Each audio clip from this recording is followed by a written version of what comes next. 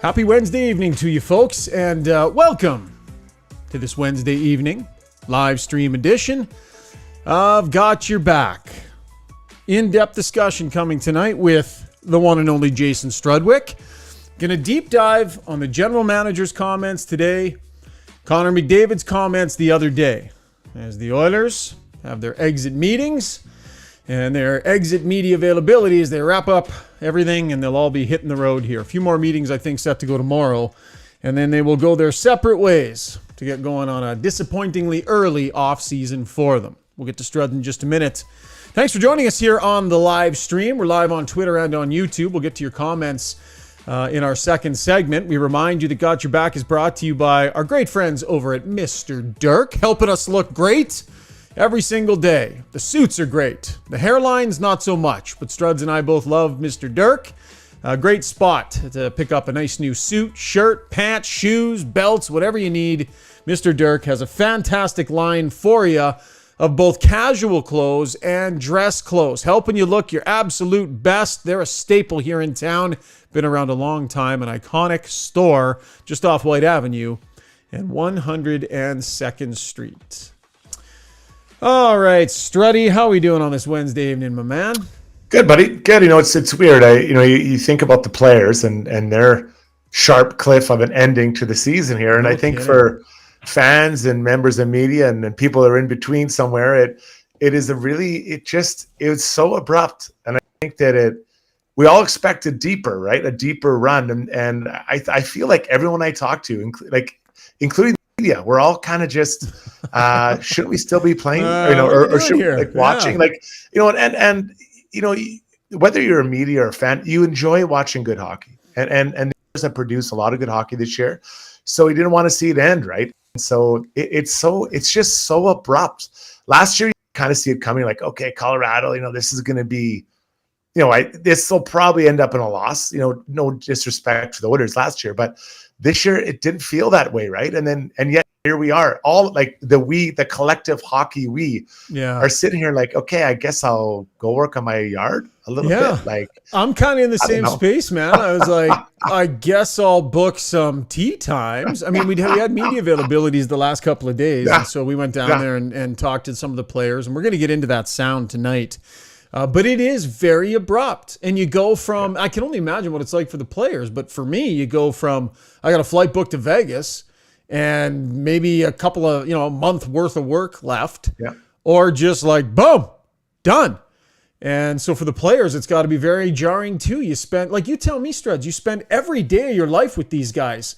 The odd day off, maybe 4 days a month where you don't see your teammates for the entire season, and you're in the pinnacle of it, mayhem in the city, just absolute intensity and amazingness, to just done and having a party and getting shittered together and having a good time, and then going, trying to mourn together, and then boom, you're gone. That has to be jarring for players with Stanley Cup expectations. Well, that's the difference, right? So, in years past, or on any team that wasn't a playoff team, the end's coming, right? Generally speaking, with 1 or 2 weeks left, sometimes longer, you're out. So, there's going to be exit meetings, and the coaches are going to, beat the bushes a bit. The GM will get you going, and then you're like, I'm out of here. Like, I'm ready to leave.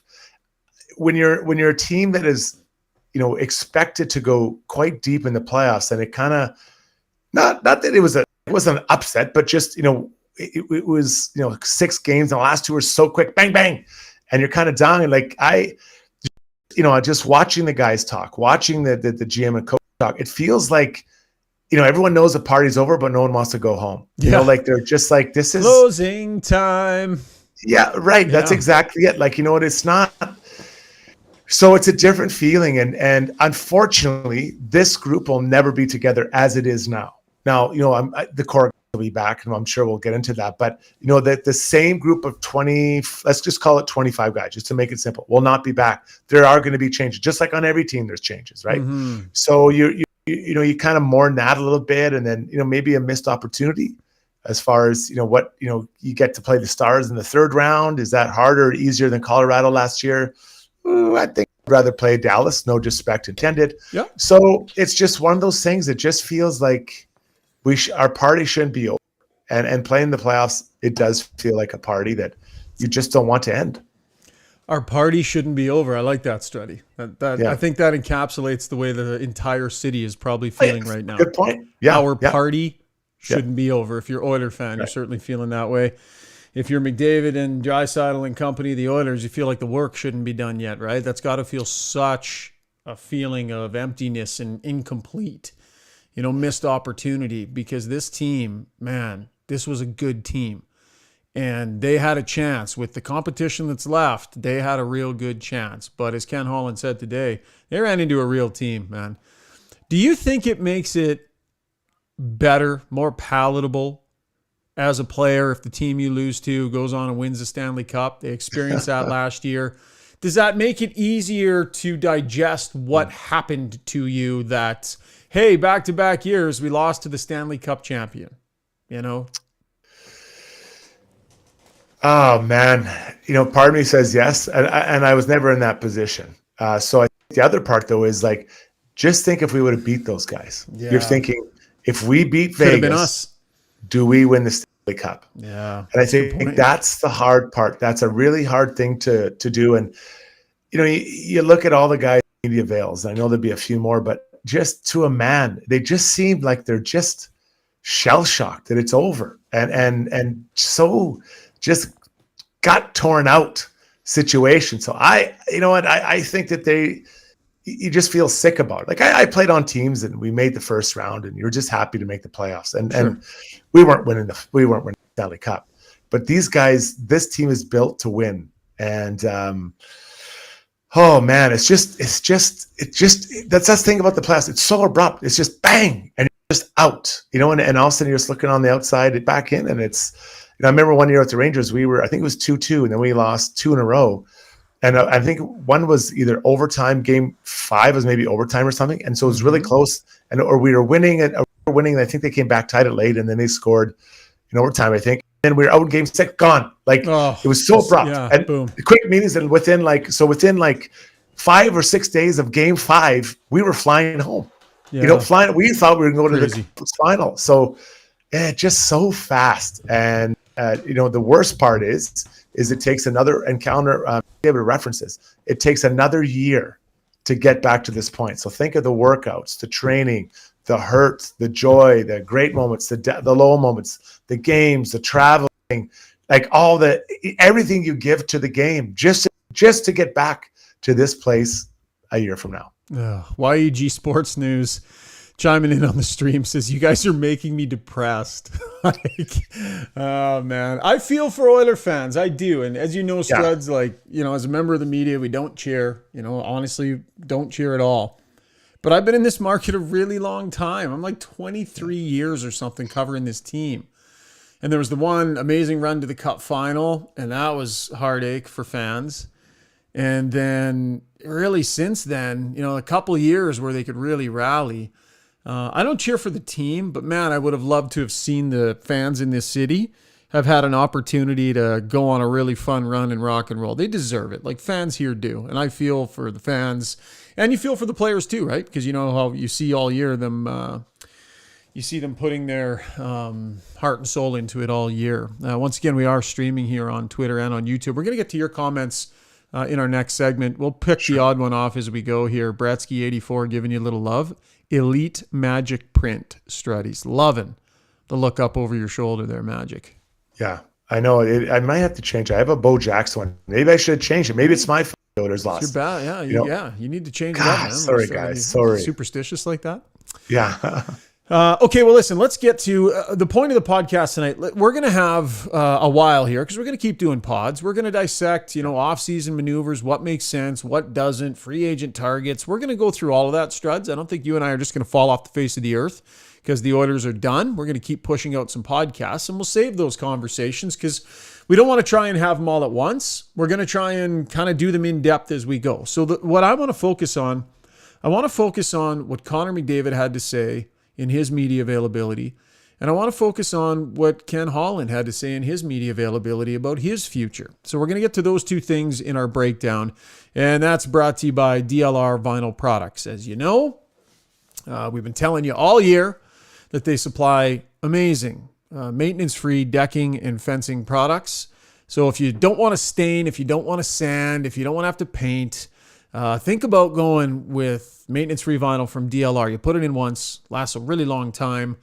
You don't even have to worry about it. It looks great. I have it in my yard, and I'm really happy that I do. Every time I walk out onto my deck, I think I'm lucky to have this stuff. Rick and Rob do a great job as suppliers. So they've got branches in Calgary, and they got branches in Edmonton as well. So look them up.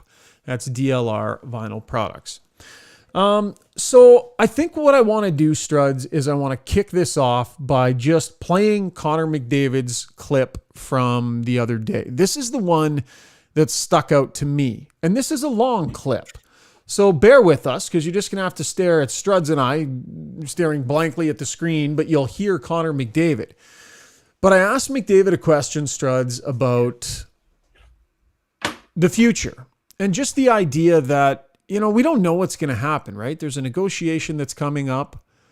Draisaitl at the end of next year, McDavid the year after. I don't know if they're going to be able to thread the needle and keep everybody here, right? And we can get into that a little bit.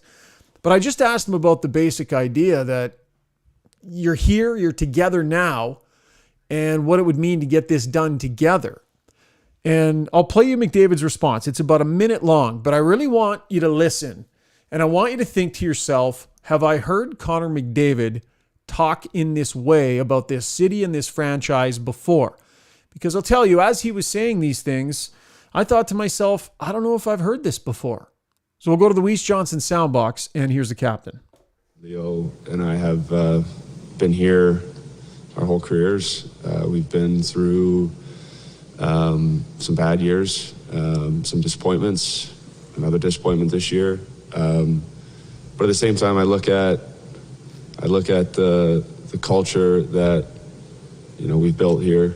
I look at where the organization sits today, and I take a lot of pride. In that. I think our core here has really built something, really from scratch, really from the ground up. And I think we take a lot of pride in that, and to see it through, obviously with the guys that you've been with the whole time, like Leo, like Mercy, like Nuge, and is what it's all about, right? That's what it's about. So, yeah. I don't know, Struds. I don't think I've heard him talk like that before about this city, this organization, about being part of this. And this is 2 days after the most disappointing loss in his career.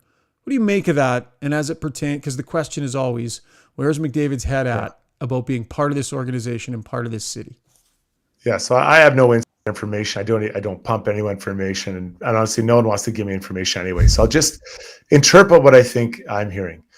When you're a player and you are with an organization for as long as Connor has, you've invested a ton of emotional and physical kind of capital into that team. Think about the time he's put in, just giving everything he can to this team. And I think, Connor's an amazing talent, but I don't think anyone can say he ever cheats the Oilers or cheats the game. Like he is trying to be the best version of himself every single day. And I think recently he's been trying to make the team the best version it can of itself, right? And what recently is, he's maturing, right? That's what you see. So, to just say, okay, I'm up and leaving, I'm going somewhere else, and you're starting new, it's not easy because you don't know the culture there. You haven't had that same grind of growing and winning with that group as you have with the guys you have here. So I'm not sitting here saying he's going to stay. I'm not saying he's going to go, but he is emotionally and physically invested in this group as much as any player in the league. You can tell, like, he wants to win. That's all he wants. He just wants to win. And he wants to win it with his guys. So let's say they win the Stanley Cup next year. Does that guarantee he leaves? Does it guarantee he stays? I have no idea. But I think winning for him with his group of guys and doing it his way. Most hockey players, you want to do it your way with your guys and your input. It's basketball's a little bit different. You kind of jump from team to team, and you're gonna want to pair up with these guys and pair up with these guys. This is your group, and I don't know if it's arrogance. I'm not sure if it's a stubbornness that hockey players have, but they want to do it their way with their guys. So I don't think I need to hear that from Connor, how invested he is. But to hear that, I think it makes me realize that he'll do pretty much anything to help this team get a win, a Stanley Cup win, that is. Yeah, I agree. And I think what stood out to me, sorry, I moved in my seat, my mic got weird. What stood out to me was like, it almost seems like, I want to use the term ownership. Like he's taking ownership and he's invested in a way and articulating that investment in a way that I think is different. The reason this resonates for me is because, I mean, how many exit interviews have we had to go cover of McDavid, right? Disappointed in leaving town. And it's like in the following days, what always follows that, right? The columns from out yonder about how McDavid's going to be done in Edmonton and the for the good of the game, you got to get him out, right? It's often similar voices, but it's out there and it's out there constantly. Well, we ain't hearing any of that. We certainly didn't hear any of that last year, and we're not hearing any of that this year. And I just think that Connor seems invested emotionally in a way that he's willing to articulate. Now, he might have felt that way for the last 3-4 years, Struds. I don't know. But the fact that he was willing to sit there and articulate it in that way to me, and like, you know, he thought about it for a second and he was like, yeah, and he just went for it and he just said it. So if I'm an Oiler fan, and listen, you people on the stream here, you can tell us, you're the fans, tell us how you felt hearing McDavid talk about the organization and his pride in it and what they've built that way. I would think that would be fairly meaningful. Leon Draisaitl answered the same question after McDavid was done. Here's his answer. When you play with certain guys for such a long time, it just, with every year, like you almost want it more and more because you just want to win it with them so badly, right? So yeah, it would mean the world to all of us, but there's a lot of work that goes in and we're aware of that, and just try next year. Try again next year, cup or bust, as McDavid put it. So, Struds, let's lay out the challenge that lies ahead. And we're talking about McDavid, and so the future is always part of the conversation. But with Draisaitl, this is the last year where they're going to have relative calm in their worlds in terms of contract talks. This is the last year. Next year, shit starts to get loud. In the same way that it got loud for Auston Matthews all of this season. Because after this season, the Oilers can negotiate and re-sign Leon Draisaitl. Mm-hmm. But you kind of have to do that in conjunction with McDavid a little bit too, because you got to make the numbers work, right? So the future of those two players in Edmonton will be an everyday present mind thing as of next summer moving forward. They've got this last year of kind of calm, and then that storm hits, and it's inevitable. Well, I don't understand agree? what you're saying. No, but what can be done about it? What? Oh, let me phrase it different. Let me ask you this question. What's your point? No. I understand. I think all Oilers fans do it, but I'll ask you a question. I'll answer your question by asking a question. What have the Oilers not done that they could have done that may, influence that decision in a negative way for 29 and, to follow up that 97? I don't think much, bud. I think they've done lots. Yeah. I think they've done tons. I think they've surrounded them with good players and they put them in a position to win. So to answer your question, I think the organization, in particular in the last couple years here, has held up their end of the bargain. Yeah. So you can only do everything in your power to help the team win now, like to help the team to do the win. And I think Holland said, like today, since he's been here, it's been something like 12th, 11th, 10th, and 6th or something, the team. So, this team, it's hard. I don't want to get ahead of ourselves, but can we expect them to finish somewhere in the same range next year or higher? Of course, yeah. I think that's fair. Now, we don't know what's going to happen with different teams. And so there's a lot of speculation I'll probably get challenged on in 4 months. But for right now, you look ahead. You got to project this team as is with some slight tweaks. They'll be a similar type spot. So then that brings Leon to his year of he's got to re-sign. If he looks around and he says, okay, well, where am I going? Where am I going to go where I can get the cap I want and still win? If winning is truly what you want to do, truly, is there another spot where it can happen? that's as clear as this one? I'm not sure. I don't know. Like, is Vegas going to have room for him? Let's assume the next couple of years Vegas goes up, or the Canes. Is that a team that you want to go, or Toronto? I don't know. I don't know what that team is and what that is. So I can't project, but I think the Oilers have to do everything they can to win with the team now, and then you have to figure out the cap hits later. There's no way Leon's playing for $8.5 million again. It's not happening. Yeah. But if he wants 14, that might be a little tight. How are you going to fit that in? So then someone else has to go. But so let's say he gets his 14, but you have to cut Hyman out of the equation. Are you as good a team? No. Now you're probably not winning. Yeah. And that's the needle that the Oilers are going to have to thread here.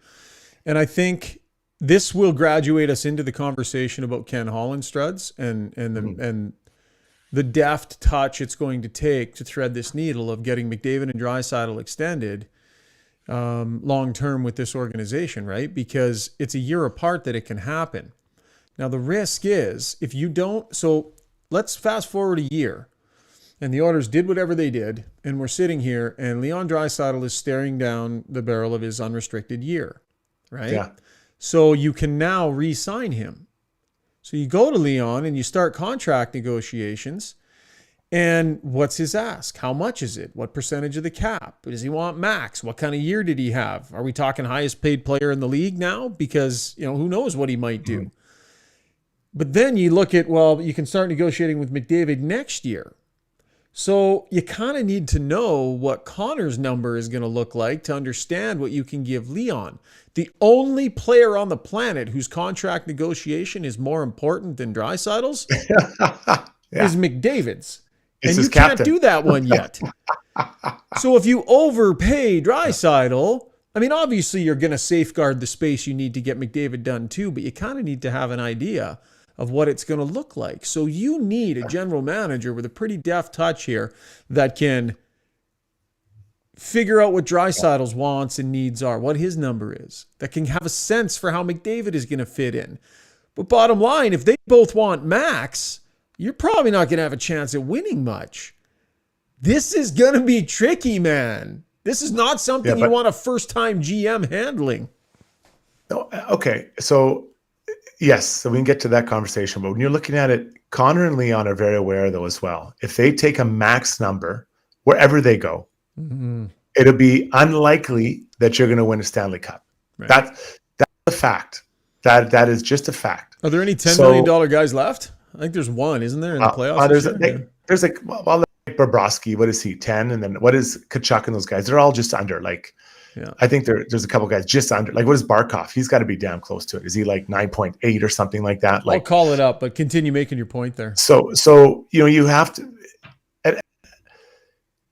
This isn't me saying that Connor and Leon aren't worth their money. That's that last thing I'd ever say, because they are worth the price of admission all the time. But when you're a part, if you're trying to truly win, you've got to take, they might take a little bit less. And I don't know if they want to. I have no idea if they want to or not. But, can Connor go, what is Connor, 12.5? Can Connor go from 12.5 to 13.5 and be satisfied? Now, Leon's not going to be happy going from 8.5 to 9.5. I don't think. Now, I might be wrong. No, you're wrong. You're right. You're right. He's not going to be happy. Yeah. So, you got to find, so that's it. You might have, so does he go to 12.5? Is that satisfying? I'm not picking. I'm not picking. I know, but so now we're talking about taking $5 or $6 million out of the cap, right? So I know. What do you think, Leon? Is 13, 14, whatever it is? Let's see what Matthews' deal is too, right? That's gonna matter. Yeah, but what did McKinnon get?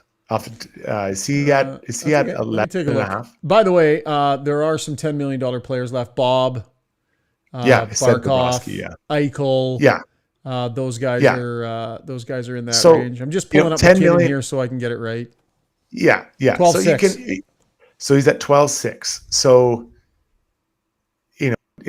it's a lot, and he was very underpaid as well, right? As Draisaitl, and I think Connor is underpaid relative to what he does for sure. Yeah. But so can you get Connor to take the same cap hit as percentage wise as he is now?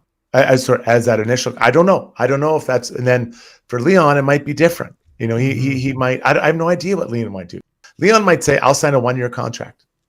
And so we both finish at the same time. But while that's going on, you're still trying to win the Stanley Cup. Like, do you think they wouldn't trade Leon Draisaitl if he wouldn't sign an extension that his free agent year? I don't think you can do that. You're trying to win the Stanley Cup. Yeah, I would agree. But it puts you in a real tough spot, man. A real dangerous, difficult spot. That's the game. Yeah. That's the game. You got you, and I think you have open, honest conversations, right? Like you have open and with them and say, hey, like where's your head at? You know, like look around the league. Like, so let's say that this was the summer that Leon was 1 year away from it. Right. Can you pinpoint the team that went in the Final Four that would A, have the cap space, and B, would want Leon? Every team would want Leon, so I guess that's a moot point. But Vegas, I don't see cap space. Canes, Pacioretty, I guess that's $7 million off the box. Kings, maybe, yeah. Canes. Teams left, you said. The Final Four. So those two guys, and then you have Dallas. They have some pretty big numbers already. They just signed Rupe's going up. They've got the two other guys already, Sagan and Ben, and then you got Robertson, who just tied up, I want to say 8.5 or something. So I don't know that's a fit. And then Vegas. Oh, sorry, who am I missing? Oh, Florida. Florida's got some big guys. Yeah, they got some big contracts too. But you got to remember, when you're Leon Draisaitl, you're not looking for a team that's like, you can take a top 8 team and make them a Final Four team or a Stanley Cup contender just by showing up, right? Like you're not looking to land on one of the best teams in the league, because when you show up, you can take a middling team and immediately get them there. Okay, so let's look at the other 4 that knocked out. Which one has the cap space? Okay, so maybe was LA. Maybe LA down the road. LA has the cap space. Not now. No, but LA didn't make it to the Final 8. So it would be who am I missing? It would be Devils. Probably sign Timo Meier to a boatload of cash. They already have Heischer and Jack Hughes. I think it's unlikely that'd be a destination for him. Who else am I missing? Minnesota? No, Seattle? Maybe. Yeah, but they've got Shane Wright coming, and they got Beniers. Beniers. I want to say Bernadoodle. But yeah, so they have that guy. Then who else am I missing? Oh, Toronto Maple Leafs. They have their own cap issues. Of the Final 8, I think we can agree it'd be unlikely any of those teams could take them on. Yeah. Right? So that's the best chance to win is going to be in Edmonton. I mean, that's yeah. You know, you're bang on. That's going to be his best chance to win. But his best chance to win is also going to be, him and McDavid doing deals that allow them to continue to have the type of competitive team that they've had here. But it's going to be tricky. It's going to be tricky. And there's been a lot of discussion in recent days about the future of Ken Holland, what he might do. The speculation there from Frank on him potentially stepping back into the president's role. I know they're concerned about losing Steve Staios. I completely agree with the logic of what Frank was suggesting there. But Ken Holland, listen, we just went right at it today. I mean, you just flat out got to ask the guy. And so we did that today. And so here's Ken Holland as we get back to the Weiss Johnson Soundbox. By the way, they've got 45 years in the business. So if you need a new furnace, garage heater, air conditioner, hot water tank, or any of those things serviced, they are the place to go. Edmonton's #1 choice for heating, air conditioning, and plumbing services.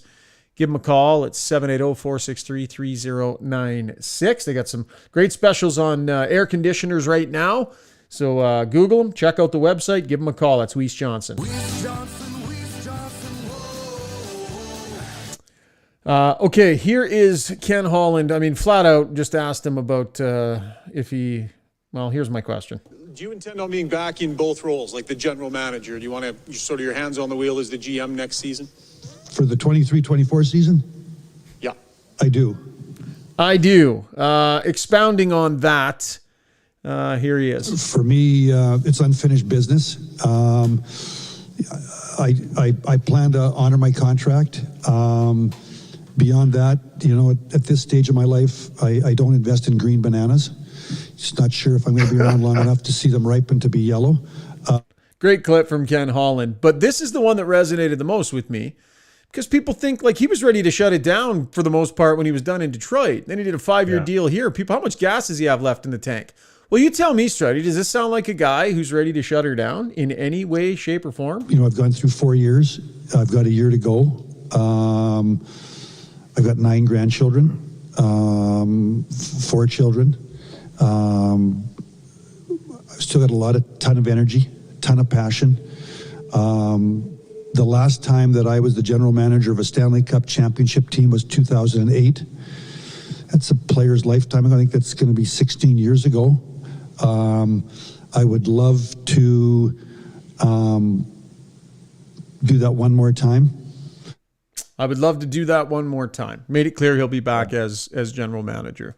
I don't know. He sounds pretty energetic and invested to me. Yeah, he does. You know, and if someone comes calling for Steve Staios, and I think Steve is on the right track to become an NHL GM, the owners can have conversations with them as well. You know, like, and Ken Hall's not going to say, hey, everybody, just so you know that when I retire, Steve Staios is taking over. Like, those conversations happen behind the scenes, right? And there can be changes. We saw what happened with Vegas and how, McCrimmon was kind of moved around and stuff like that. You can do those types of things.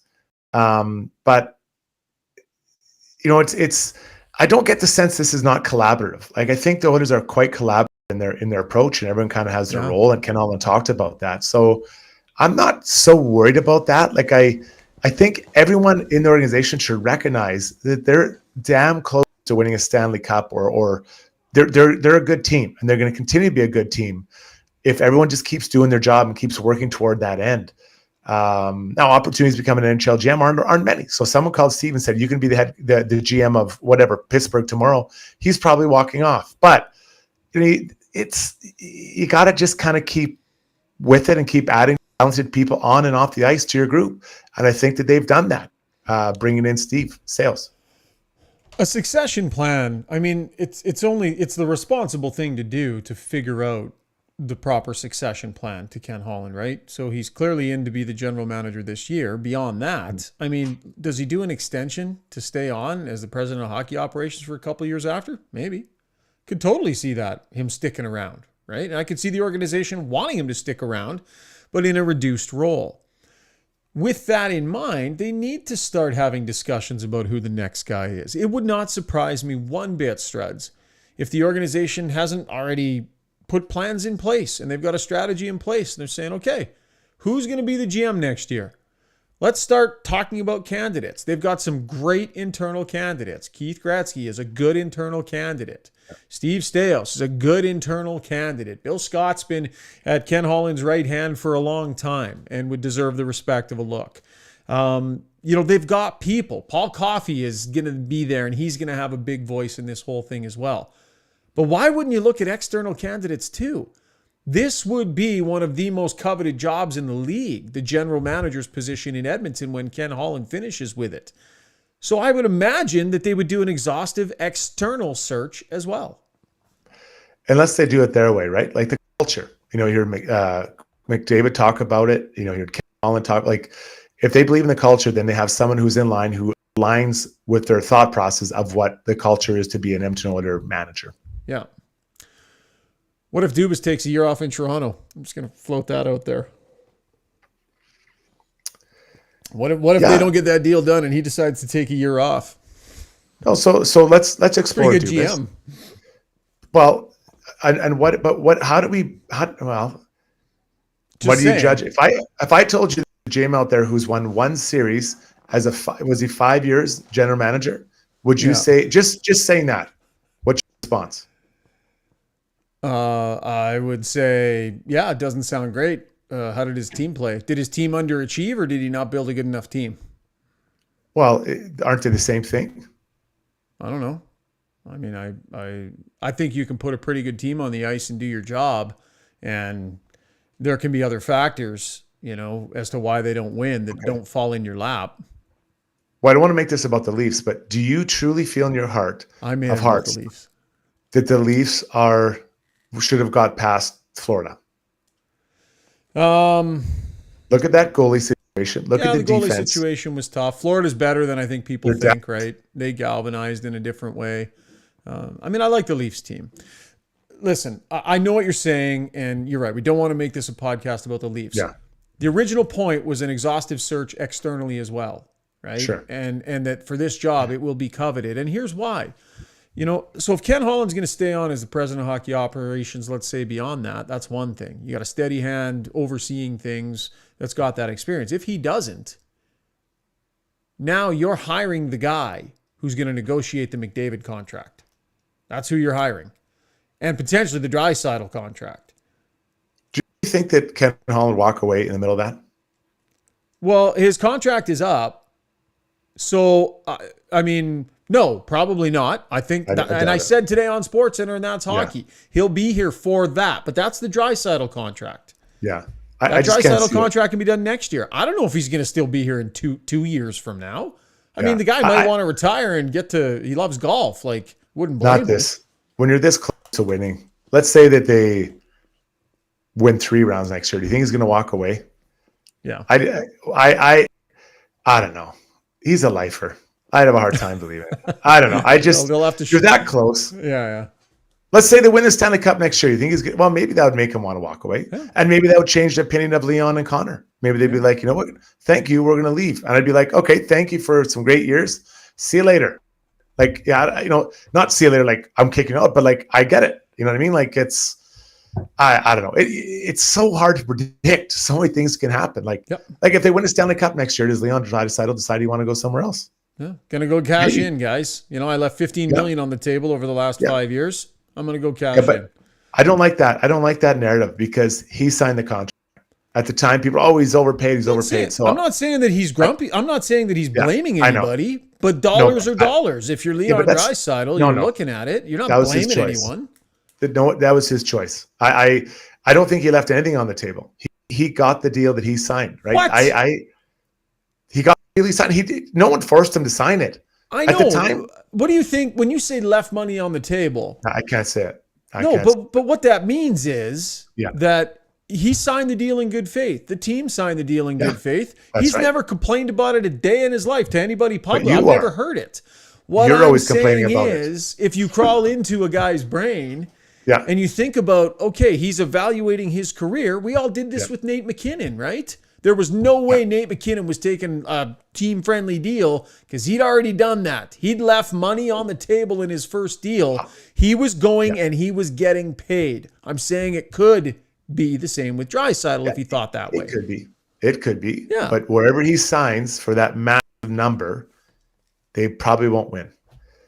So that's the hard part. And I get it. Like, honestly, buddy, I wish people would have told me I was overpaid. I wish they would have said, my God, what an overpaid by this guy. I'll be like, you know what? You're right. I am overpaid, and thank you very much. For my overpaid.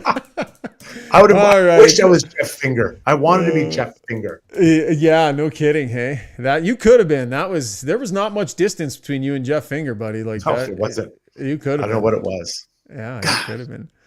I don't know. I feel like maybe we stressed out Oilers fans even more a couple of days after. We're diving into some deep stuff, but it's because McDavid's comments open up a conversation about, his future, and Ken Holland's today does too. And this is an important 2 years for the organization.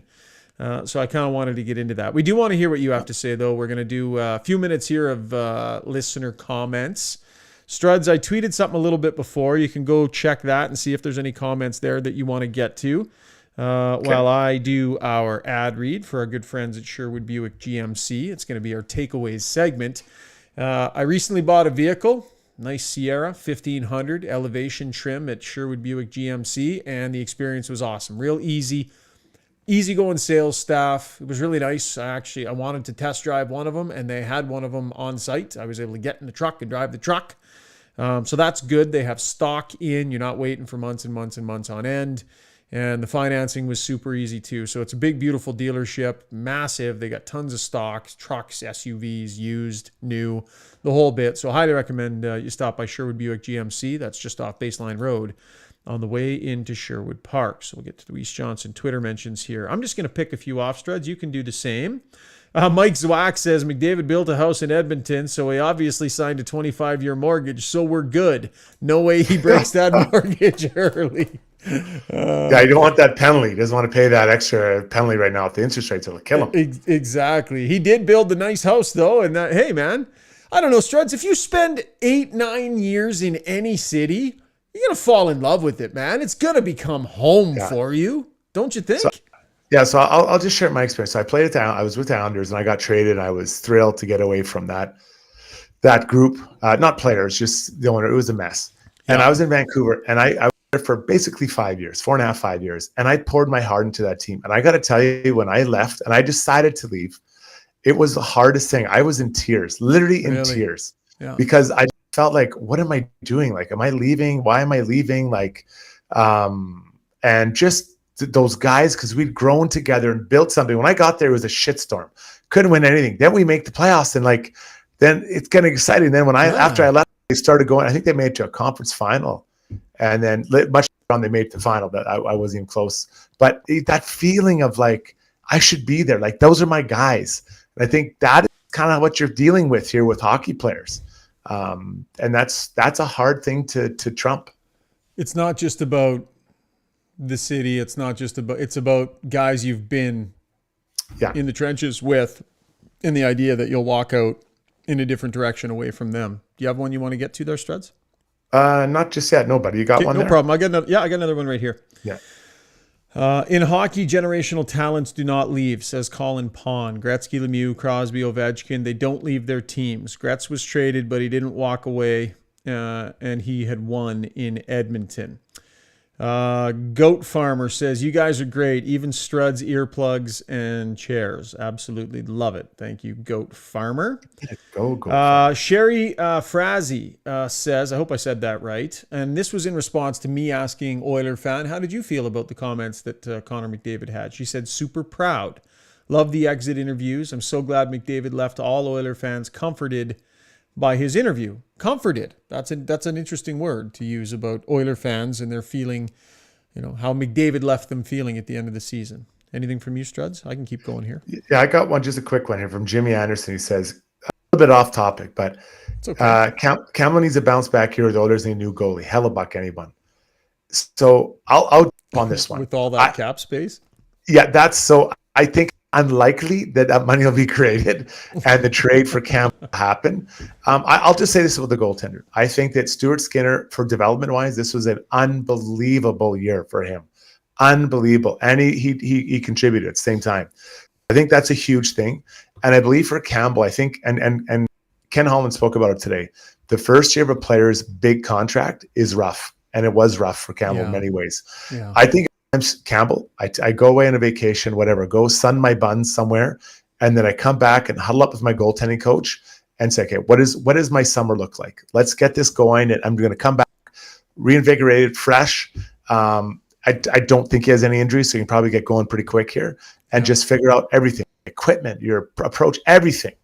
And then I expect the goaltending for the Oilers to be better next year. It wasn't bad this year, but I think both guys will be better again next year.